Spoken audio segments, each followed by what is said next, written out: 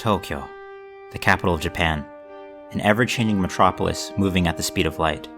Home to over 37 million people as of the year 2022, the greater Tokyo area is the largest on the planet.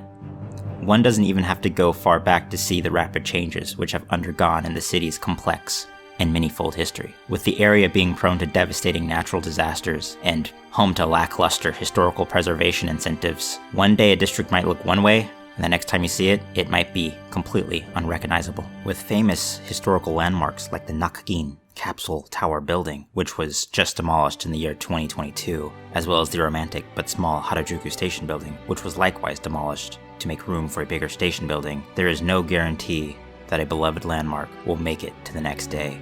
Although Tokyo is constantly evolving, it must be said that there wasn't a bigger change than those which took place from the late 19th century to the middle of the 20th century. Many drastic events occurred which changed the face of the humble port city.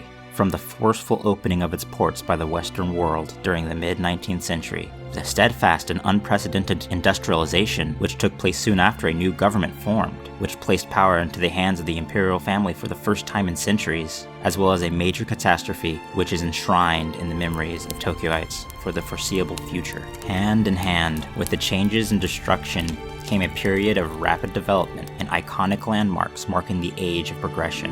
One of these symbols of an emerging world power in the Far East was the Kokugikan, the National Sports Hall, the first building of its kind in the country, topped with a large iron dome. This feat of engineering and style was the result of prominent architects Kingo Tatsuno and Meiji Kasai. But first, let's explore its beginnings in a time of uncertainty, rapid change, and optimism for a new ruling class.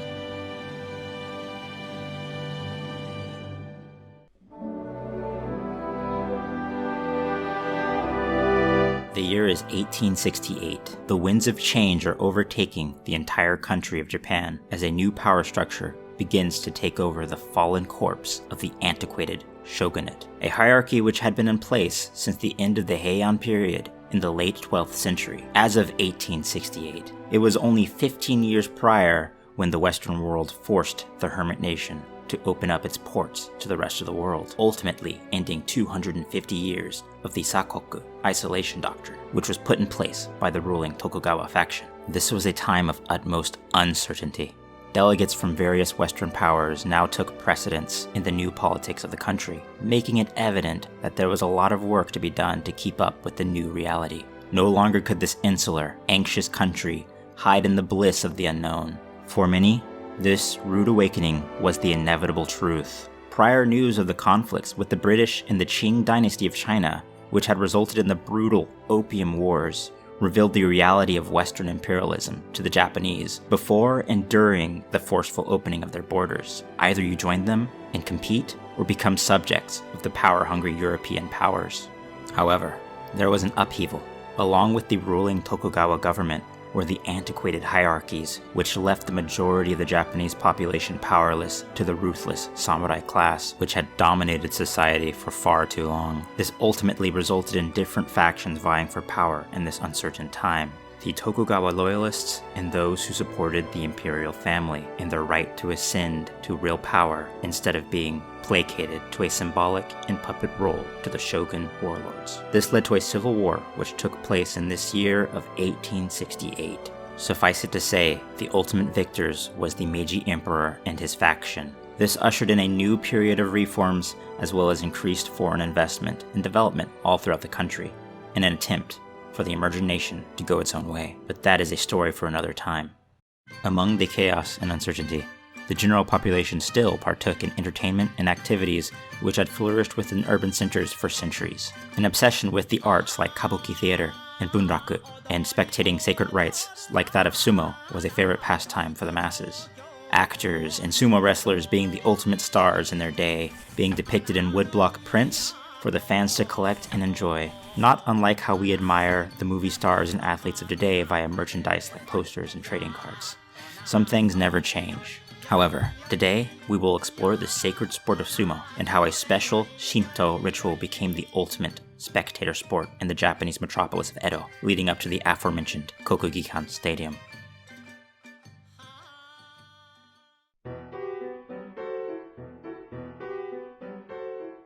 It is likely that most people internationally can picture something when they hear the word sumo. Most people know that sumo originates from Japan, and are aware of the unique style of wrestlers and their impressive techniques.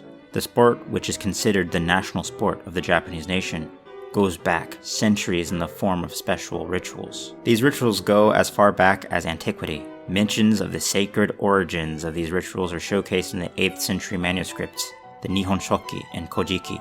It would ultimately rise in importance during the Heian period with ceremonial and religious significance. Post-Heian period, when the Minamoto clan took authority over the imperial line, sumo would begin to evolve into different forms throughout the following centuries. It would have been heavily isolated within the imperial court during the days of the Heian period, but this would no longer be the case, as by the Muromachi period, it became accessible to the masses to watch. It would ultimately reach an all-new level of popularity within the Edo period, as an official sumo organization had been established, regulating the rules and systems which are known today. More and more tournaments and events were showcased to the public at Shinto shrines and Buddhist temples, becoming a favorite pastime for poor and rich alike. From sacred Shinto ceremonial purposes to popular spectator sport, which was cherished by the masses, sumo evolved drastically through the centuries, becoming a national treasure.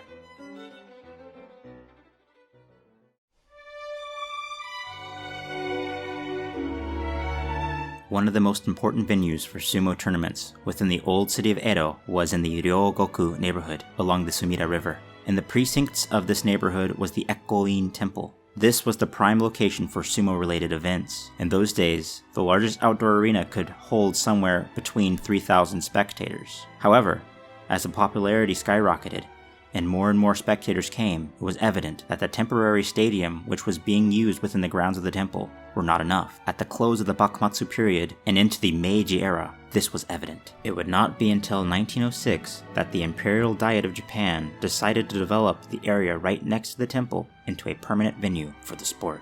The task for the design of this new stadium went to aforementioned Kingo Tatsuno, a lead architect in those years, most notably the designer of Tokyo Station, as well as the Bank of Japan building. This enormous new building would be able to hold up to 13,000 concurrent guests. The facade, made up of multi-storied arcades and in a style which took influence from contemporary Western and Eastern styles. On one hand, the saucer-shaped dome, which was made out of glazed cast iron supported by a steel-ribbed canopy roof, a look not unlike that of Byzantine influence, had many Western elements in ornamentation. On the other hand, the stylistic choices of the many turrets which were attached to the sides were in a Hindu Saracenic style, beckoning back to the special connection to India, the birthplace of Buddhism. As David B. Stewart says in his book, The Making of Modern Japanese Architecture, quote, "Here was the most splendid stadium ring of its kind in the Far East, consisting of a vast, centrally glazed, steel-ribbed canopy roof. The facade was composed of multi-tiered arcades, punctuated by stout-domed and mansarded turrets, providing stairs to the galleries. The membrane-like saucer dome of the wrestling hall, which roofed this shrine to the national sport, appeared less than 2 decades after Josiah Konder's conventional cast iron dome for the Russian-designed Orthodox Cathedral in Tokyo."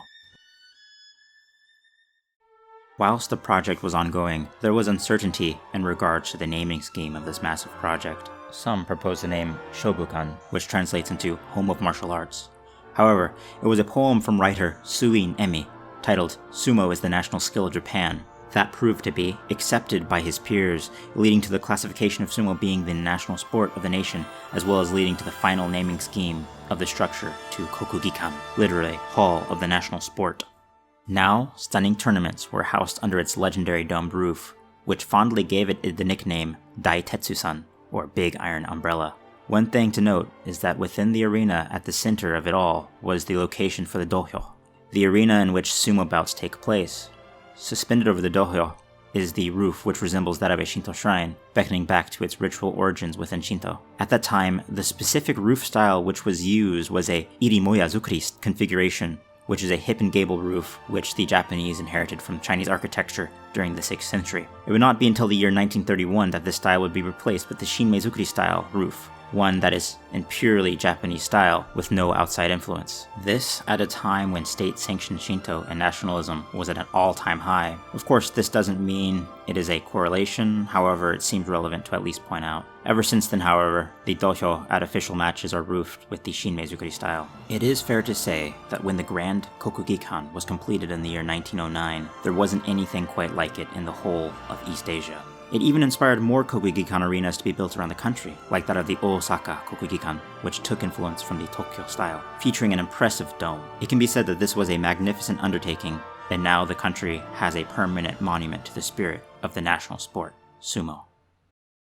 Well, perhaps permanent isn't quite the right word.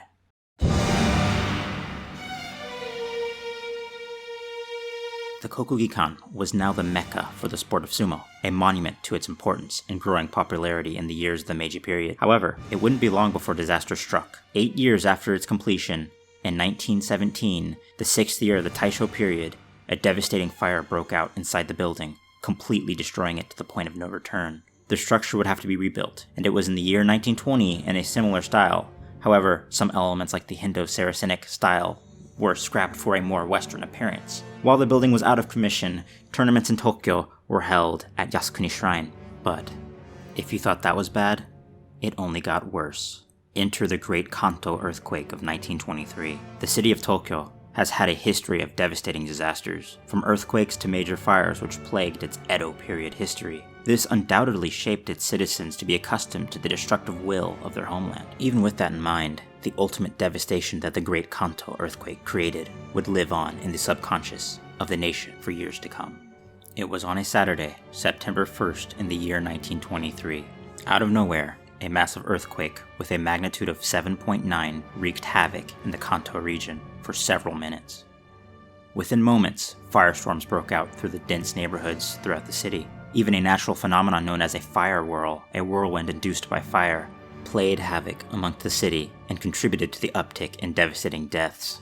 It would take somewhere around 2 days before the fires were completely extinguished. It is estimated that somewhere between 105,000 to 140,000 people perished in the aftermath of the earthquake. Over 570,000 homes were destroyed, leaving nearly 2 million people homeless. To make everything worse, violence ensued, escalating into a massacre of ethnic Korean and Chinese people as some Japanese citizens began spreading a false rumor that they, the ethnic Koreans, were committing crimes like arson and robbery during the disaster. But this was all utter fabrication with no basis whatsoever. Suffice it to say, this was a cataclysmic event beyond belief. However, back to the topic, the Kokugikan was once again destroyed along with the majority of the city. Tokyo and its people ultimately survived and persevered through years of hardships following the disaster, rebuilding the metropolis, this time with more of a focus on fireproofing. Along this rebuilding, the Kokugikan would be restored once again. Its massive dome was seen elevated over the Sumida River, along with other notable landmarks like that of the new earthquake memorial building. Tokyo grew once again from the ashes of chaos to become a model city, one which could rival its world contemporaries. The 1930s would be an exciting decade for the Kokugikan, as many spectators flocked to its doors, even those from abroad. However, as many know, this period was also plagued with ultra-right-wing nationalism, increased invasions within China and the Pacific, and innumerable and unspeakable war crimes, which would ultimately lead to the Second World War. This conflict would end in disaster, with destructive air raids over Tokyo, ultimately leveling the entire city and killing well over 100,000 civilians, and leaving over 1 million people homeless. These air raids proved to be even more disastrous than the more famous atomic bomb counterparts. For example, the Nagasaki atomic bomb resulted in the immediate deaths of somewhere between 40 to 80,000 people. With that all said, the Kokugikan building sustained some damage, but ultimately survived the devastation, becoming a lone structure amongst the debris of the once model world city. The building would be occupied by the Allied forces after the war. The Americans would then repair some of the damages and renamed it to the Ryogoku Memorial Hall. Not many sumo tournaments would be held in this venue anymore, with the last one being held in the year 1946.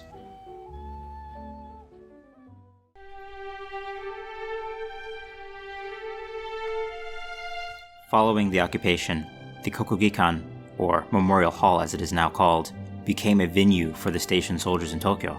It would mostly be used as a roller rink. In the year 1958, Nihon University purchased the building as an auditorium to hold university ceremonies, as well as host professional boxing and pro wrestling matches. It was appropriately renamed to Nihon University Auditorium.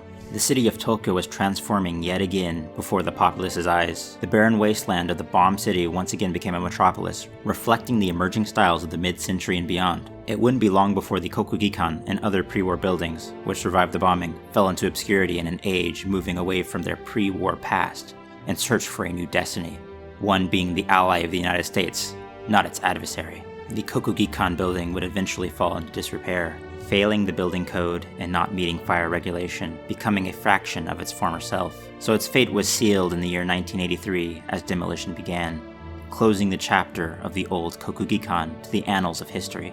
The zone in which the building stood became a multi-use complex building, holding offices, apartments, and restaurants. In the center courtyard is a circular tile pattern which indicates the exact spot of the Dohyo arena, which was once the epicenter of the building. Although the Kokugikan is long gone, there are still many reminders of what once was in the ever-changing metropolis.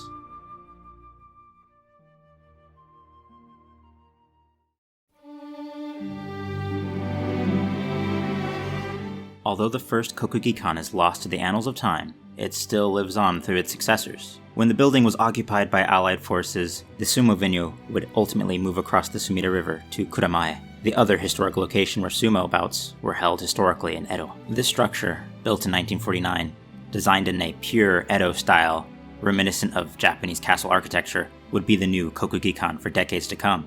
It would be the main venue for sumo until its ultimate closing in the year 1984.